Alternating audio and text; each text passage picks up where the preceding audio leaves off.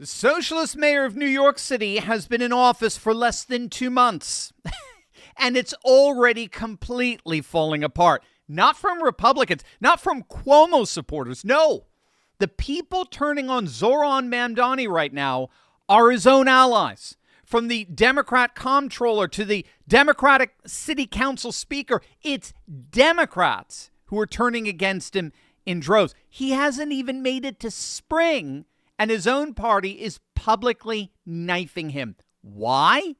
Because he decided to begin his tenure by dropping a bomb, an election promise betrayal that already has the city up in arms and his political future in total doubt.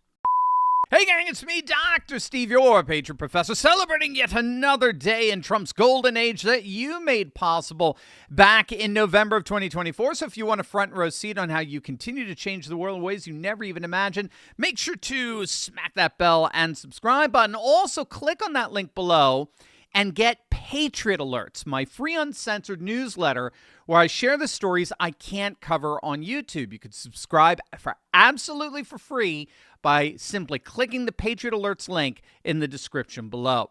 So things are just going from bad to worse for the self-described Democrat socialist mayor of New York City, Zoran Mamdani. Yesterday, Mamdani stood in City Hall and dropped a $127 billion budget proposal on the people of New York. And buried inside it is a 9.5% property tax increase that would slam more than 3 million residential units and over 100,000 commercial buildings, forcing all of them to raise rents on everyone. And to make matters even worse, this has got nothing to do with paying for all that free stuff Mamdani promised. It's got everything to do with making up for New York City's budget shortfall. What we'd rather do is ensure that they remain as they are so that the city can be on firm financial footing. However, in order to get to this point of closing the gap on both this fiscal year and the next fiscal year, we are forced to raid the rainy day fund, the retiree health benefits trust reserve, and to increase property taxes across these other years. So he's basically raiding and raising. He's raiding everything, right? He's raiding their rainy day funds, their fiscal reserves, and he's raising property taxes for the first time in decades. If you don't know, New York City, as we speak, is staring down a $12.6 billion budget deficit over the next 2 fiscal years. Again, let me say that again. $12.6 billion shortfall. That's billion with a B. The city comptroller says it's the worst budget crisis New York has faced since the 2008 financial collapse. And Mamdani's answer is to impose the single biggest tax hike and rent spikes on New Yorkers in decades. And New Yorkers have had it. We, the landlords and the property owners, can stop paying shit and stop paying property tax. You don't have enough lawyers in this state to foreclose all our properties. Let's start not paying the property tax for this quarter coming up. We'll bankrupt the city. The minute we don't pay your property tax, New York City will crumble. You can't foreclose on all of us. Ain't gonna happen. Condos, everybody, stop paying property tax. You'll stop this stupid madness real quick. You'll come and sit with us and help us.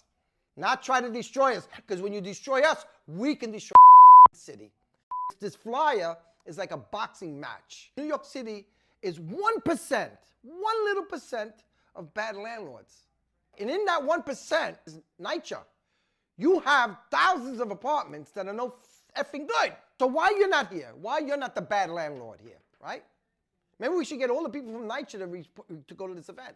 And it's not just New Yorkers who are revolting. The Democrats are absolutely livid. In fact, they're already piling on Mamdani and effectively calling his proposal DOA. These seniors are most vulnerable, seniors who absolutely done everything. They've built these cities. This wasn't your HRA workers. These are your NYPD officers who really have done everything to build home ownership and generational wealth. And this is certainly a setback if this 9.5% increase happens. And that guy's just one of dozens of Democrats in New York City threatening Mamdani that he had better go back to the drawing board because this massive property tax increase is a no-go. Now, here's what Mamdani's really trying to do here. He's actually trying to goad New York Governor Kathy Hochul into raising taxes on New York City's wealthy. She's already basically said no to virtually everything Mamdani wants. She's made it crystal clear she's not going to be greenlighting his tax increases. Remember, the New York State Constitution requires that all income tax increases have to go through Albany.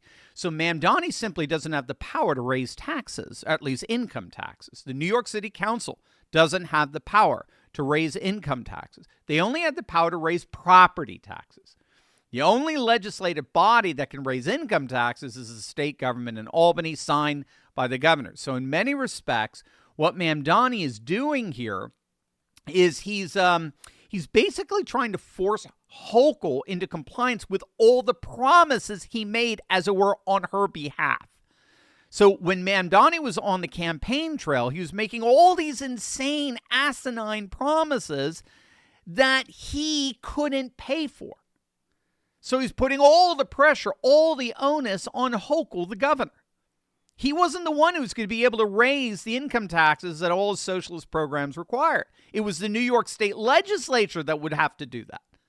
It was the governor's signature that was going to have to do that. And so he conveniently left that part out of the campaign. So now he's trying to force Hochul into signing off on raising income taxes on the wealthiest New Yorkers, something she knows will only continue the mass exodus of the wealthiest New Yorkers out of her state, which will tank their state budget and economy. Right now, as we speak, Hochul, and it appears the vast majority of the New York City Democrats, are turning on Mamdani. And I'm about to show you how things are going from bad to worse for this woke Democrat socialist. But first, why is nobody talking about these military-linked performance experiments? Check this out. 2 years, top secret, they have been working with our military, with our special forces. And about a month and a half ago in Boston, the commander got so excited, he slipped the beans. And it was just in the Daily Mail last week as well. He didn't tell all of it, and I know more because I'm invested in the company, and I can't tell you the exact things, but I can tell you what has been reported. What's been reported is the commander said, these are the strongest humans alive, both men and women in the special forces, the most fit people, right? Endurance has exploded, he said, very much like the mice. He said, secondly, muscle development has completely changed from the same stimulus, like the same workout, they're getting more muscle. And then thirdly, and the most important thing for them is cognition has gone through the roof, because when you're exhausted and you're out there in special forces, the ability to use your head is more valuable than your body. David Sinclair's team first tested NMN on mice, and in just 14 days, they ran 200 to 300% more than even the youngest ones. But it didn't stop with animals. For over 2 years, this compound has been studied in performance resilience programs tied to military readiness, and humans showed similar effects. Here's what most people miss. You've heard of NAD, right? NAD levels drop fast with age. By around 40, they're roughly cut in half, and that's a major driver of aging. It shows up quietly, so less energy, slower recovery. Suddenly your body just doesn't respond like it used to, right? But what a lot of people don't know is that your body doesn't use NAD directly. It uses NMN, the precursor your cells convert into NAD naturally. Boosting NAD isn't about looking younger. It's about slowing the cellular decline that causes stiffness, slow recovery, and low energy. Europe banned it in 2022, not because it's dangerous, but because it works. Big Pharma is building a $3,000 version, so they want the cheap one gone. A Harvard clinical trial found 1,000 milligrams of NMN daily safely increased NAD plus up to 2x with improvements in fat mass, cholesterol, and blood pressure. The one I use every day is Black Forest NMN, made in the USA, GMO-free, third-party tested, with bioperine for 30% better absorption, and the same dose used in that Harvard research. They sell out fast, so if you want to try it, don't wait. Click on that link below. And right now, they're actually running a 48-hour buy one, get one free New Year, New Me deal.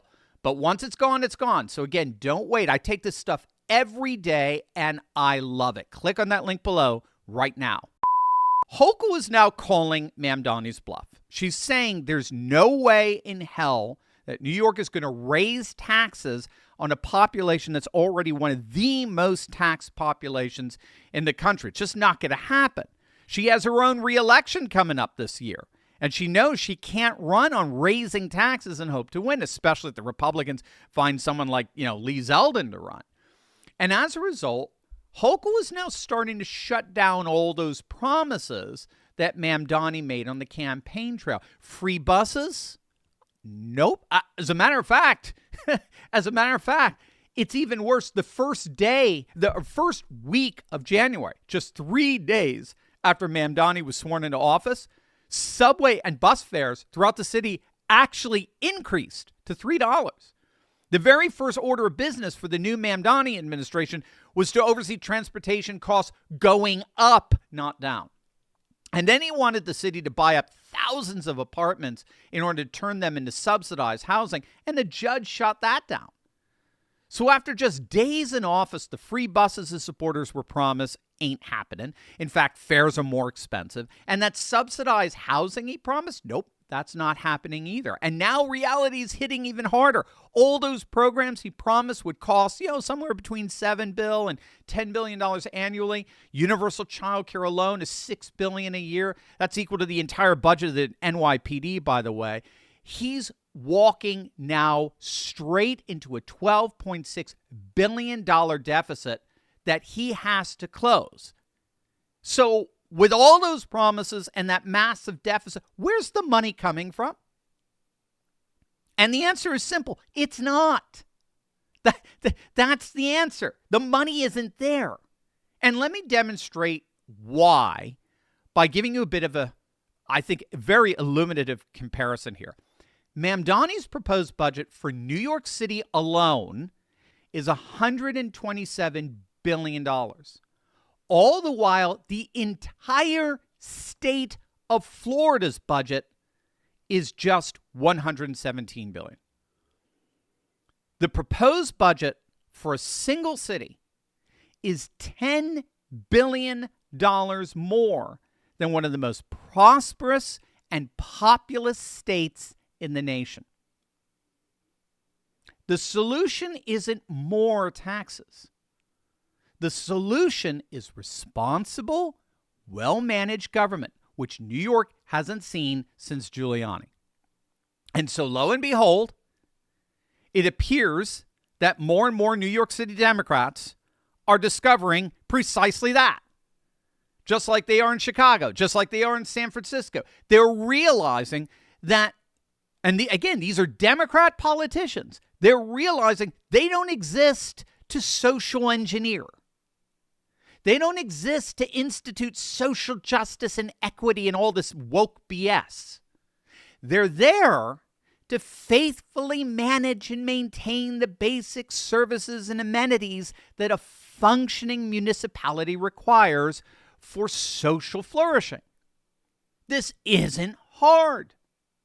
When your focus is on providing a sustainable civic structure for a flourishing society, you get Ron DeSantis' Florida.